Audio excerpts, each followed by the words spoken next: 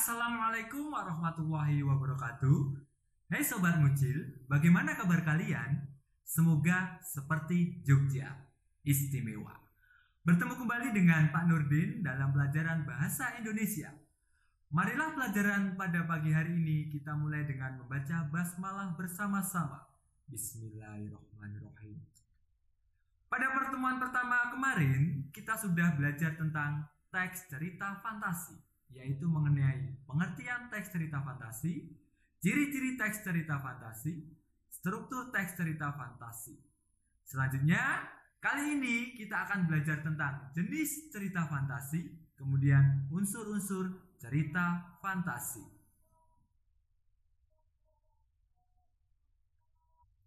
Jenis cerita fantasi itu ada dua, berdasarkan kesesuaiannya.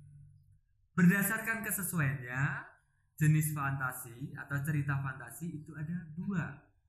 Pertama, cerita fantasi total. Cerita fantasi total itu seperti apa? Ada yang tahu anak-anak? Ya, cerita fantasi total itu si pengarang atau penulis ini menuliskan ceritanya full khayalan. Ceritanya tidak ada di dalam dunia nyata. Semua full khayalan. Berikut penjelasan lebih detailnya. Jelas? Oke. Selanjutnya kita masuk yang kedua, cerita fantasi irisan. Apa itu cerita fantasi irisan? Kok ada irisannya? Oke. Cerita fantasi irisan itu menggabungkan dua sudut pandang, yaitu ceritanya ada yang ada di dalam dunia nyata. Apa maksudnya ada yang ada di dalam dunia nyata? Kita bahas. Oke. Jadi, setengah dari cerita tersebut itu ada di dalam kehidupan nyata. Contohnya, nama-namanya sama seperti nama-nama di dalam dunia nyata atau di dalam kehidupan. Misalnya nama tempat, nama orang, atau peristiwa-peristiwanya ada di dalam dunia nyata. Namun, sebagian ceritanya itu khayalan dari penulis atau pengarang. Oke, sudah jelas anak-anak? Oke anak-anak, kita lanjut ke jenis cerita fantasi berdasarkan latarnya. Berdasarkan latarnya, cerita fantasi dibedakan menjadi dua kategori. Pertama, cerita fantasi dengan latar sezaman. Berarti latar yang digunakan satu masa, yaitu fantasi masa kini, fantasi masa lampau, atau fantasi masa yang akan datang. Berikut lebih jelasnya. Oke, selanjutnya latar lintas waktu. Berarti kalau latar lintas waktu, cerita fantasi menggunakan dua latar waktu yang berbeda. Misalnya, masa kini, zaman prasejarah, atau masa kini dan 40 tahun yang akan datang. Berikut penjelasan lebih jelasnya. Oke.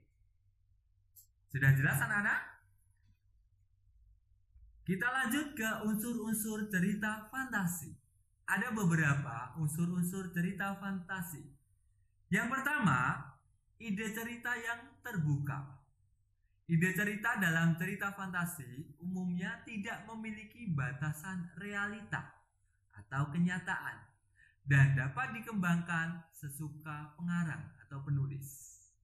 Yang kedua, terdapat keanehan atau misterius dan keajaiban. Yang ketiga, latar. Latar yang digunakan dalam cerita fantasi ini dapat menembus ruang dan waktu. Selanjutnya, yang keempat, Yang keempat, ini adalah tokoh dalam teks cerita fantasi umumnya memiliki kelebihan. Tokoh dalam teks cerita fantasi umumnya memiliki kelebihan yang tersendiri. Kelebihannya itu tentunya unik, beda dengan yang lain. Contohnya, memiliki kekuatan super untuk menyelamatkan dunia. Yang kelima, fiksi atau khayalan.